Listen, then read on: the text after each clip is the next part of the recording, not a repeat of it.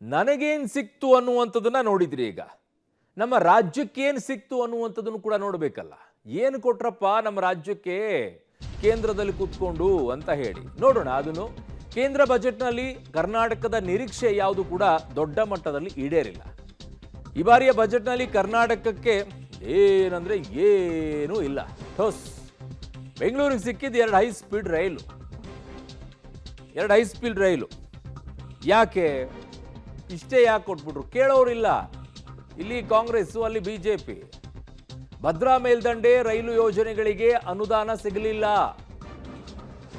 ಹೊಸದಾಗಿ ಕೇಳಿದ್ವಿ ನಾವು, ಹೊಸ ಬೇಡಿಕೆಗಳನ್ನ ಇಟ್ವಿ. ರಾಜ್ಯದಿಂದ ಪ್ರತಿ ಬಜೆಟ್ ಮಂಡನೆ ಆಗಬೇಕಾದ್ರೂ ಕೂಡ ಒಂದು ಪತ್ರವನ್ನ ಬರೆಯಲಾಗುತ್ತೆ, ರಾಜ್ಯದ ಬೇಡಿಕೆಗಳೇನು ಅಂತೇಳಿ. ಎಲ್ಲಾ ಬೇಡಿಕೆಗಳನ್ನು ಈಡೇರಿಸಬೇಕು ಅಂತ ಏನಿಲ್ಲ, ಕನಿಷ್ಠ ಬೆಲೆ ಆದರೂ ಕೊಡ್ಬೇಕಲ್ರಿ ಬೇಡಿಕೆಗಳಿಗೆ.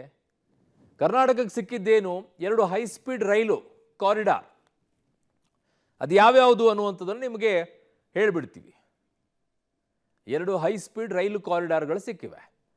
ಒಂದು Bengaluru to Chennai high speed corridor. Chennai ಯಾಕೆ? ಅದು ಬೆಂಗಳೂರನ್ನ ಖುಷಿ ಪಡಿಸೋಕ್ಕೋಸ್ಕರ ಅಲ್ಲ, ಅಲ್ಲಿ ಚೆನ್ನೈನವ್ರನ್ನ ಖುಷಿ ಪಡಿಸ್ಬೇಕಾಗಿದೆ, ತಮಿಳ್ನಾಡಿನವ್ರನ್ನ. ಅವರನ್ನು ಖುಷಿ ಪಡಿಸ್ಬೇಕಾಗಿರೋದಕ್ಕೋಸ್ಕರ ಇಲ್ಲಿ ಕೊಟ್ಟಿರೋದು. ಬೆಂಗಳೂರು ಟು ಹೈದರಾಬಾದ್, ಬೆಂಗಳೂರಿನವ್ರನ್ನ ಖುಷಿ ಪಡಿಸೋಕ್ಕಲ್ಲ, ಹೈದರಾಬಾದ್ ಅವ್ರನ್ನ ಖುಷಿ ಪಡಿಸೋಕೆ. ಅಲ್ಲಿ ಅವ್ರಿಗೆ ಬೇಕಾಗಿರೋದು, ಅಲ್ಲಿಂದ ಇಲ್ಲಿಗೆ ಬರ್ತಾರೆ ಕೆಲಸ ಮಾಡೋಕ್ಕೆ, ಅದಕ್ಕೆ ಅವರನ್ನು ಖುಷಿ ಪಡಿಸೋಕೆ ಇದೆಲ್ಲ ಕೊಟ್ಬಿಟ್ಟಿರು. ನಮಗೇನು ಮೂಲ ಅನ್ನೋದು ಬೇಕು.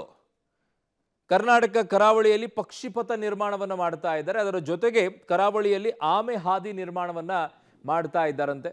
ಸೊ ಇವೆಲ್ಲವೂ ಕೂಡ ಈಗ ಆಗತ್ತೆ. ಬಟ್ ಮುಖ್ಯವಾಗಿ ಕರ್ನಾಟಕಕ್ಕೆ ಏನು ಕೊಟ್ಟರು ಅನ್ನುವಂಥದ್ದು ಬಂದಾಗ ಬಹಳ ಒಂದು ರೀತಿಯಾಗಿ ನಿರಾಸೆದಾಯಕವಾಗಿದೆ. ಕರ್ನಾಟಕದ ವಿಚಾರಕ್ಕೆ ಬರೋದಾದರೆ ಇನ್ ಡೀಟೇಲ್ ಆಗಿ ಎಷ್ಟು ರಸ್ತೆಗಳನ್ನು ಕೊಟ್ಟರು, ಎಷ್ಟು ಅಮೌಂಟನ್ನು ಅದಕ್ಕೆ ಬಿಡುಗಡೆ ಮಾಡಿದ್ದಾರೆ ಏನು ಅಂತ ನೋಡಬೇಕು. ತೆಂಗು, ಗೋಡಂಬಿ, ಕೋಕೋ ಬೆಳೆಗೆ ಉತ್ತೇಜನ ಕೊಡ್ತಾ ಇದ್ದಾರೆ. ತೆಂಗು ಬೆಳೆಯೋರು ಇದ್ದಾರೆ, ಗೋಡಂಬಿ ಬೆಳೆಯೋರು ಸ್ವಲ್ಪ ಕಡಿಮೆ ಇದ್ದಾರೆ ನಮ್ಮ ಹತ್ರ. ಎರಡು ಹೈ ಸ್ಪೀಡ್ ರೈಲು ಮತ್ತು ಇನ್ನುಳಿದಂಥ ಇವೆಲ್ಲ ವಿಚಾರಗಳಿಗೂ ಕೂಡ ಒಂದಿಷ್ಟು ಕೊಟ್ಟಿದ್ದಾರೆ, ಹಂಚಿ ಹರಿದು ಹಾಕಿದ್ದಾರೆ ಅಷ್ಟೇ.